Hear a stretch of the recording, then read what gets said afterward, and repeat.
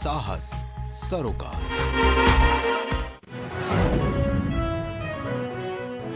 भारत जोड़ो यात्रा को लेकर दिल्ली में बैठक, मुख्यमंत्री भूपेश बघेल दिल्ली के लिए रवाना।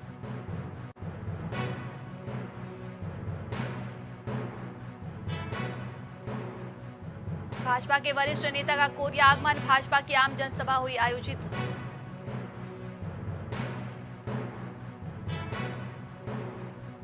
सीएमओ के नहीं बैठने से कामकाज ठप, कांग्रेस पार्षदों ने एसडीएम को सौंपा ज्ञापन।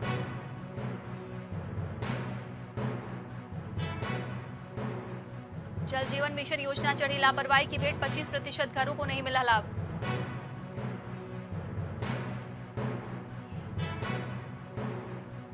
पैंसठ विद्यार्थियों को भेजा गया शैक्षणिक भ्रमण पर, बस को हरी झंडे दिखाकर किया गया रवाना।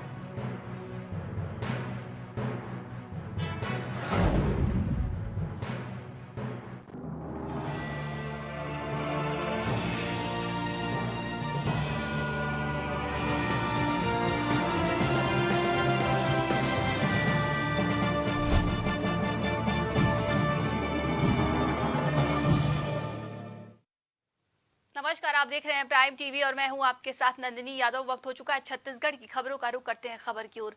खबर बीजापुर से है, जहां उसूर ब्लॉक के दुगई गुड़ा पोटा केबिन के 65 विद्यार्थियों को शैक्षणिक भ्रमण पर भेजा गया। जिला पंचायत अध्यक्ष शंकर कुड़ियमन ने बस को हरी झंडे दिखाकर रवाना किया। पोटा केबिन में तर्रेम, चिन्नागेलूर जैसे सुदूर क्षेत्रों के बच्चे हैं जो जगदलपुर के संग्रहालय का भ्रमण करेंगे। कलेक्ट्रेट राजेंद्र कुमार कटारा ने बच्चों के साथ जाने वाले शिक्षकों को भी सुरक्षित आने जाने के निर्देश दिए। वहीं जिला पंचायत अध्यक्ष उपाध्यक्ष ने शुभ यात्रा के लिए सभी को शुभकामनाएं दी। हाँ, ये बच्चों से आज मैं बात किया था तो बोल रहे थे किसी ने बस्तर नहीं देखा। कुछ बच्चे तो जिला मुख्यालय तक ही आए हैं कभी, कुछ यहाँ भी नहीं पहुँचे। तो ये एक एक्सपोजर रहेगा बच्चों के लिए।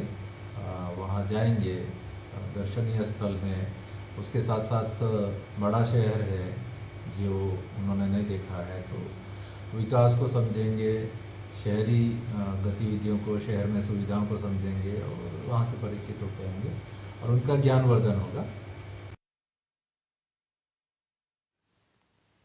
खबर बीजापुर से है, जहां केंद्र और राज्य सरकार की महत्वपूर्ण योजना जल जीवन मिशन जिले में लापरवाही की भेंट चढ़ गई।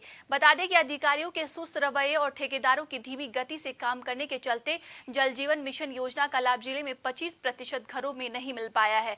वहीं अगले 2 सालों में 75% घरों को कवर करने की चुनौती लोक स्वास्थ्य यांत्रिकी विभाग के पास है, लेकिन इतने कम समय में घरों में जल जीवन मिशन को पूरा करना संभव नजर नहीं आ रहा है। बीजापुर जिले में, पूरे जिले में 563 ग्राम आबाद ग्राम है, जिसमें सभी ग्रामों की योजना बनाई जा चुकी है। उसकी प्रशासकीय स्वीकृति भी हो गई है और टेंडर भी लग चुके हैं और उसमें 250 ग्रामों के टेंडर स्वीकृत भी हो चुके हैं। वर्तमान में कार्य प्रगति पर है और करीब 1912 कनेक्शन अभी हो चुके हैं। टोटल टारगेट है हमारा पूरे जिले का 47,075। बिलासपुर अपने 3 दिवसीय बिलासपुर प्रवास के साथ पूर्व सीएम डॉक्टर रमन सिंह ने पत्रकारों से चर्चा की। इस दौरान डॉक्टर रमन ने विधानसभा क्षेत्र के दौरे व वादाखिलाफी को लेकर राज्य सरकार पर जमकर निशाना साधा। डॉक्टर रमन ने कहा कि 4 साल भूपेश सरकार के पूरे हो रहे हैं। लूट, हत्या, बलात्कार के मामलों में प्रदेश राष्ट्रीय स्तर पर 4थे नंबर पर पहुंच गया है। प्रदेश में कानून व्यवस्था चौपट है। छत्तीसगढ़ आर्थिक दिवालियेपन की तरफ जा रहा है। आगे उन्होंने कहा कि भारत जोड़ो यात्रा को रोकने का मामला तकनीकी विषय है। आज यदि कोरोना बढ़ रहा है तो पूरे देश में सावधानी बरतनी चाहिए, हमें गलतफहमी में नहीं रहना चाहिए। पिछले 3 दिनों में पहले मस्तूरी विधानसभा, फिर बेलतरा विधानसभा और आज तीसरे दिन आपके बीच हूँ। पूरे राष्ट्र प्रदेश व्यापी अभियान, लोकसभा में संपर्क अभियान, वरिष्ठ हमारे सभी साथी जा रहे हैं। मुझे बिलासपुर का दायित्व मिला है सभी विधानसभा में जाने का। इसके खबर छत्तीसगढ़ के चिरबेरी से है, जहां नेता प्रतिपक्ष श्री नारायण चंदेल प्रदेश भाजपा के कई नेताओं के साथ फॉरेस्ट के वन देवी मंदिर बरतुंगा पहुंचे, जहां कोल माफियाओं के जेसीबी से अवैध उत्खनन कर करीब 2 किलोमीटर रोड बना दी गई। अवैध उत्खनन से बनी रोड देखकर उन्हें काफी आश्चर्य हुआ। तस्करी से बने रोड को लेकर स्थानीय प्रशासन पर कई तरह के सवाल खड़े किए गए।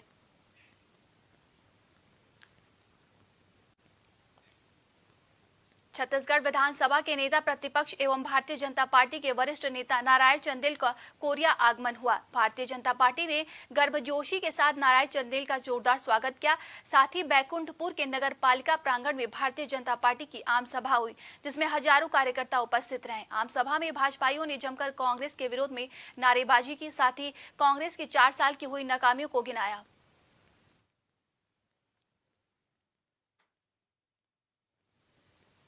बलरामपुर में राजपुर में कांग्रेस पार्षदों ने बलरामपुर के कलेक्ट्रेट के नाम एसडीएम को ज्ञापन सौंपा है। उनका कहना है कि राजपुर नगर पंचायत में स्थायी सीएमओ के नहीं बैठने से कामकाज ठप है। लगभग 1 महीने से सीएमओ नहीं बैठ रहे हैं। वहीं अगर 4 दिन के अंदर स्थायी सीएमओ नहीं बैठेंगे तो 27 तारीख से कांग्रेस पार्षद अनशन पर बैठेंगे।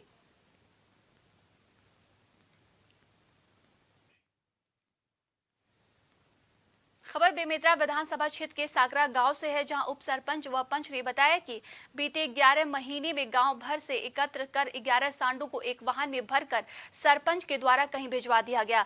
वहीं सरपंच बातें घुमाते फिराते नजर आए। सांडों के अवैध तरीके से गायब करने की शिकायत बेरला थाने में भी की गई।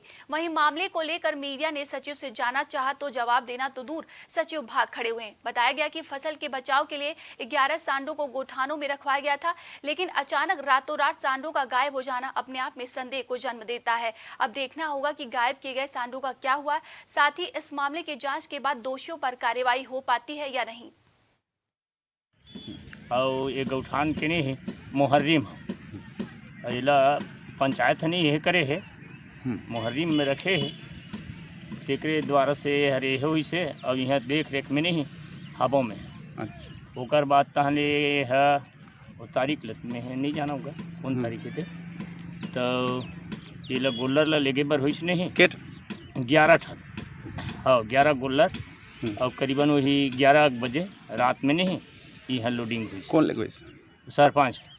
फसल की जो चराई हो रही थी उसको रोकने के लिए गांव पूरा किसानों द्वारा ये फैसला लिया गया कि हमारे गांव में जो सांड है जो चरी कर रहे हैं है ना, उसको हम लोग कांजी हाउस में रखें।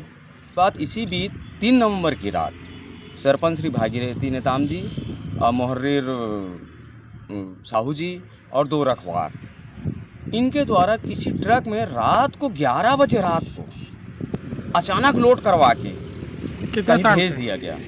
कितने सांड थे? 11 सांड थे महोदय जी। अब इन लोग किसी भी रूप से ना अच्छे तरीके से नहीं बता पा रहे हैं। छत्तीसगढ़ के मुखिया भूपेश बघेल आरएसएस को टारगेट करते हुए कहा कि आरएसएस वोट की राजनीति कर रही है। भारतीय जनता पार्टी की जमीन खिसक गई तो वहीं मुख्यमंत्री के भाजपा के सिमटने की बात पर भाजपा प्रवक्ता केदार गुप्ता ने पलटवार करते हुए कहा कि छत्तीसगढ़ कांग्रेस के हाथ से जा रहा है, उसे कैसे बचाएंगे, ये भाजपा को सिमटने की बात कह रहे हैं। अगले चुनाव में छत्तीसगढ़ बचाएं, क्योंकि छत्तीसगढ़ में हत्या, चोरी, धर्मांतरण, लूट, बलात्कार हो रहे हैं। ऐसे में 2023 में कांग्रेस की विदाई होगी। आज खड़गे जी की अध्यक्षता में सभी प्रदेशाध्यक्ष, सीएलपी लीडर और प्रभारी की बैठक आयोजित की गई। इसमें जो पिछली बैठक में जो तय हुआ था हाथ से हाथ जोड़ो अभियान पूरे देश में संचालित करना है, उसके संदर्भ में बात होगी। और क्योंकि वहाँ जा रहा हूँ तो यहाँ छत्तीसगढ़ में जो महाधिवेशन होना है उसके बारे में भी अनौपचारिक चर्चा मैं करूँगा। भारत जोड़ो यात्रा को लेकर दिल्ली में आज महत्वपूर्ण बैठक आयोजित की गई, जिसमें शामिल होने मुख्यमंत्री भूपेश बघेल के आज रायपुर से दिल्ली के लिए रवाना हुए। इस दौरान रायपुर एयरपोर्ट पर पत्रकारों से बातचीत करने के दौरान मुख्यमंत्री ने तमाम बातें कही। उत्तर प्रदेश, उत्तराखंड और नॉर्थ ईस्ट कुछ राज्य थे, एक पट्टी बची हुई है।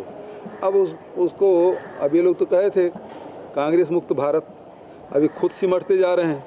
तो कभी वो मस्जिद और मज़ार जा रहे हैं मोहन भागवत जी, तो कभी अब क्रिसमस का आयोजन कर रहे हैं। तो इनके कथनी करनी में बहुत अंतर है। सिद्धांत उद्धांत से कोई लेना नहीं देना नहीं, सत्ता में इसको बने रहना है और लोगों के बीच में वैमनस्यता फैलाना है और एक दूसरे भाई को लड़ा के अपना उल्लू सीधी करना, अपना वोट लेना, यही इनका उद्देश्य है।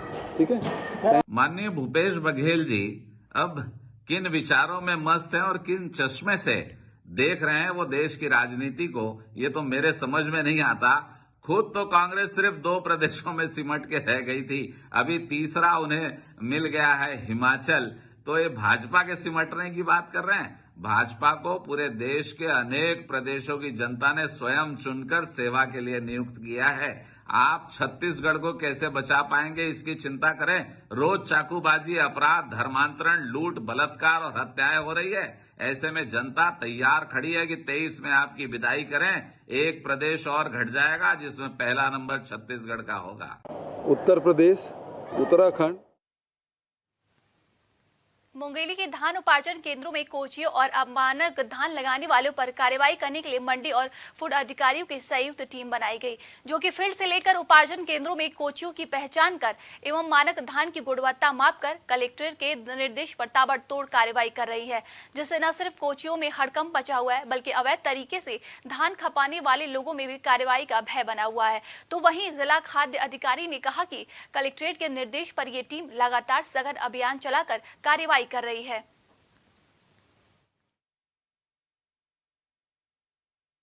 धान खरीदी हर जैसे प्रारंभ हुई है तब से शिकायत आ रही थी कि कुछ कोचियाँ सक्रिय हैं और कलेक्टर साहब ने इसको संज्ञान में लिया और 6 दिसंबर को कलेक्टर साहब द्वारा मंडी और फूड की टीम गठित की गई और निर्देश दिया गया कि अधिक से अधिक संख्या में आप कार्रवाई करें, जिससे कि कोचिया बिचौलियों के ऊपर प्रभाव पड़े और अमानक धान या खराब धान या कोचियों का धान खरीदी केंद्रों में ना आए।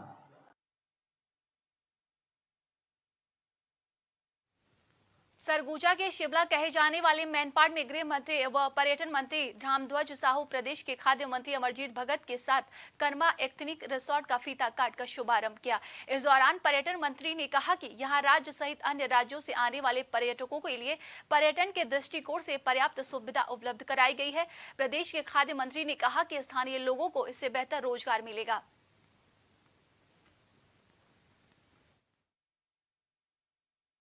देखिए, आज कर्मा रिसोर्ट का उद्घाटन किया गया है। इस तरह से अब मैनपाट के विकास में, पर्यटन के विकास में एक कड़ी और जुड़ा। अभी तक केवल सैला रिसोर्ट था, अब कर्मा रिसोर्ट भी लोगों को सुविधा मुहैया कराएगा और आने वाले जो सैलानी हैं, जो पर्यटक हैं, उनको सुविधा मिल सकेगी। माननीय मंत्री जी ने आश्वस्त किया है कि इसमें और जितने पॉइंट्स है वहाँ तक अप्रोच सड़क और सुविधाएं बढ़ाई जाएंगी। तो निश्चित तौर पर हम उम्मीद करते हैं कि मैनपाट में और सुविधा बढ़ेगी, बाहरी जो पर्यटक हैं उन लोग भी यहाँ आना पसंद करेंगे। कर्मा रिसोर्ट का जो लोकार्पण किए हैं उससे मैनपाट क्षेत्र में जो यात्री आते हैं पर्यटक, उनको बहुत अधिक सुविधा मिलेगी और पर्यटन स्थलों में यात्रियों के लिए जितनी सुविधाएं होनी चाहिए उसका विकास हमारा पहला दायित्व भी है विभाग का। माननीय मुख्यमंत्री जी ने स्पष्ट निर्देश भी दिया हुआ है।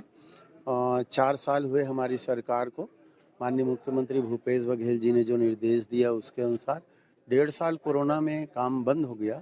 2.5 साल में जितना कर सके हम लोगों ने लगभग 13-14 स्थानों को बहुत अच्छे से विकसित किए हैं। पूरे प्रदेश के लोग तो आ रहे हैं, पूरे देश से भी लोग आ रहे हैं। कुछ जगहों पर विदेशी यात्री भी अब आने लगे हैं।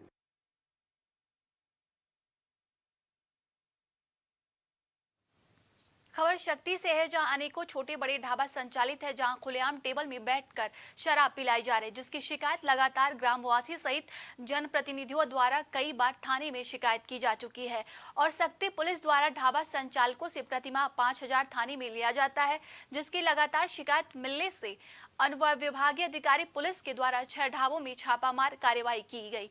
ढाबा संचालकों से बड़ी मात्रा में शराब बरामद कर थाना के सुपुर्द कार्रवाई करने के लिए निर्देशित किया गया।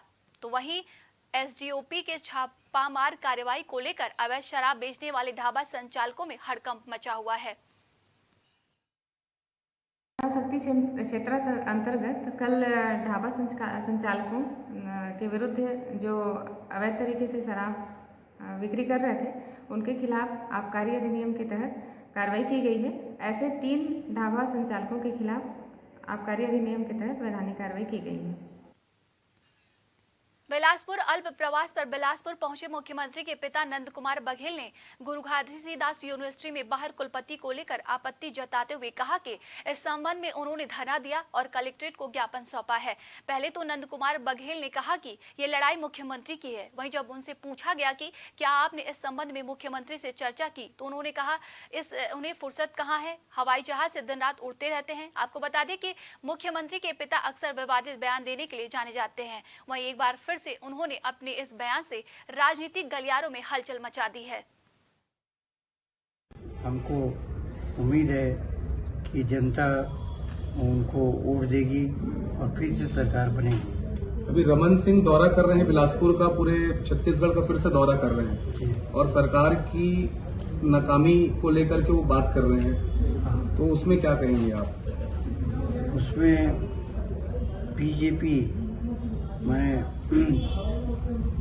बीजेपी तो बंटाधार है और उसका कोई वजूद नहीं है। और जिस तरह से गुजरात में हम फेल हुए उसका मूल कारण ये है कि अनुभवी लोगों को टिकट नहीं दिया गया और जो मोदी से लड़ाई कर सके ऐसे लोगों को आगे लोकसभा चुनाव में टिकट दे तो परिणाम दूसरा आ सकता है। कोरबा में युवती की नुकीले हथियार से गोदकर हत्या की गई। बता दें कि घर में खून से किशोरी लथपथ पड़ी थी, जिसे डायल 112 की टीम लेकर मेडिकल कॉलेज अस्पताल पहुंची, जिसे डॉक्टरों ने परीक्षण उपरांत मृत घोषित किया, जिसके अस्पताल में मर्चुरी में शिफ्ट कराया गया। सूचना कोतवाली और एससीबी पुलिस मौके पर पहुंची और आगे की जांच में जुट गई है।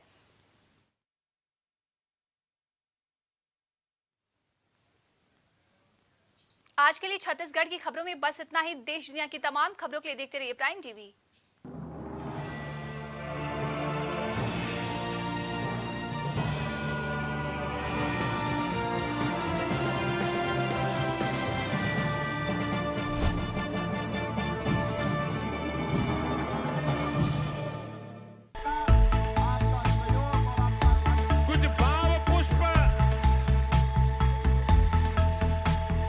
आप देख रहे हैं प्राइम टीवी, सच साहस सरोकार।